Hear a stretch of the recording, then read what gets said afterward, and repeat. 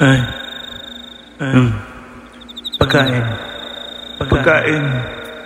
こぼれる青い砂崩れ途切れ肌を刺す無数の視線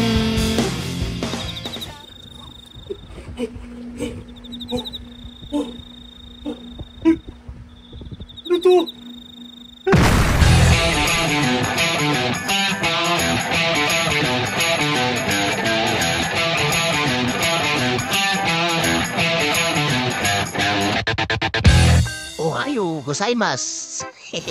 At dahil na naginip ako ng Japanese, pumunta kami sa Marugame Udon dito sa South Mall.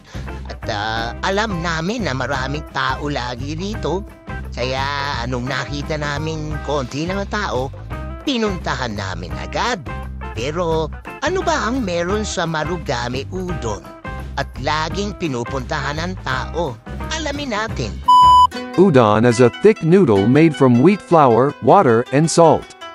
It has been an important part of Japanese culture since it has been a substitute for white rice among the common people across Japan for centuries. Marugame Udon, more commonly known in Japan as Marugame Seaman, started in the year 2000 when it opened its first restaurant in Kakagawa City, Hyogo Prefecture. From the mid-2000s they began to open new restaurants all across Japan at a fast pace. And in November of 2009, they officially became the udon restaurant chain with over 800 restaurants across Japan. Ayun naman pala, udon ang specialty nila. Dahil marami silang options ng udon. At sa picture pa lang, mukhang masasarap na talaga. Ang style ng dining nila rito ay katulad ng mga nasa Japan kung saan pipili ka ng mga items na gusto mo at ilalagay mo sa tray mo. Parang sa eskwelahan lang. Tapos, ina-assemble nila at ginagawa ang orders mo sa harapan mo habang nakapila ka.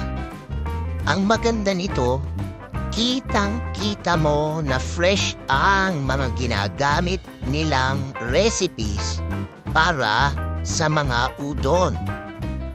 Makikita mo rin kung gaano sila kalinis dito dahil hindi lang staff ay maayos pati ang mga gamit nila. Siyempre, pag malinis ang restaurant, sigurado kaaya-ayang kumain. Sa katunayan nga, habang naghihintay kami, natatakam kami sa mga nakalagay sa harapan namin tulad ng tempura, sakayang chicken karaga. Ang sasarap. Kaya pumila na kami, tapos in-order namin ay yakiniku beef at sa kanya ay teriyaki chicken and beef yakiniku. Yan. Tapos, nilagay na namin yung tray namin at tulak-tulak, intay-intay. Tapos, dumampot ako ng kani tempura. Si baby naman kumuha ng shrimp tempura. Tapos, inihintay na namin maluto ang aming udon. Ayan, ina-assemble na nila, sir. Kitang-kita nyo naman, no? Takam na ako sa pila pa lang. Ayan, tapos, nung matatapos na yung aming orders, pumili na kami ng drinks. Nasa dulo siya ng pila.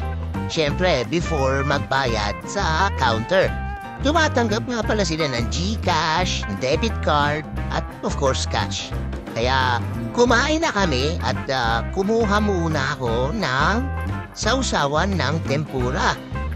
Meron silang tempura sauce station kung saan ikaw ang gagawa ng sarili mong sausawan para sa tempura. Well, hindi lang pang tempura, para rin sa lahat ng gusto mong isawsaw. Isawsaw mo dyan. Ayan, kaya dinala ko na sa lamesa namin, sana wag tumapon. At ayun, nakarating naman ako, aba ng Diyos. At dahil gutom na kami, nagsimula na kami kumain. Ayan diba? Napakaganda ng presentation ng kanilang mga udon at mga pagkain. tinikman na ni Baby yung kanyang yakiniku. Okay daw, panalo. Ang una kong tinikman ay yung kani tempura. Sinawsaw ko doon sa tempura sauce. Siyempre, para mas masarap. At hindi nga ako nagkamali, Diyos ko po. Napakasarap na. Tapos, tinikman na ni Baby ang kanyang tempura. Siyempre, sinawsaw sa tempura sauce. Naiinggit ako, mukhang masarap. Mukhang masarap ah. Makakuha nga. Aray! Nung hindi siya nakalingon, kumuha ako ng isa. At sinawsaw ko sa tempura sauce. Tinikman ko, naku po, tama nga. Masarap nga ang tempura nila. At tinikman ko na ang beef yakiniku. Pagsubo ko, lasan-lasa ko yung sauce, saka malambot yung meat. Siyempre, tinikman ko rin yung sa kanya para safe tayong masarap. At masarap yung chicken teriyaki. Okay, safe. Pero yung kani, tempura talaga, balikan ko. Yun nga ang una kong naubos eh. Kasi masarap ang kani tempura nila. Maya-maya, marami ng tao. Halos puno na ang Marugame udon. Kaya sinimot ko na yung mga natitira ni Baby. Yan, nubos ko na. Kaya maya-maya, ayan, taob ang hapagkainan. Pero siya may kinakain pa oh. So kaya galing yun. Okay, so confirm. Masarap sa Marugame udon. Bisitahin nyo ang kanilang Facebook page para makita nyo yung mga items na available nila sa menu. May mga pictures sila ron. Maraming branches ang Marugame udon. At malalaman nyo yan sa kanilang Facebook page. Puntahan nyo na. Masarap pumunta rito kasama ang mga mahal sa buhay. Paglabas namin ng Marugame udon, sabi namin, saan kaya masarap pumunta para magpatunaw ng kinain? Kaya napunta kami sa Krispy Kreme para makapagkape at bumili ng dessert. Donuts, syempre.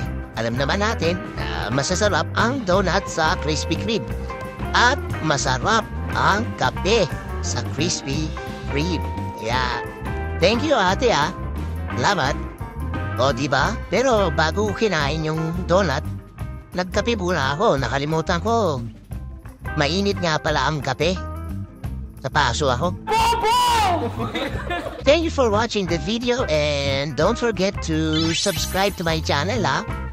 Maraming salamat. Hanggang sa muli. Bye-bye.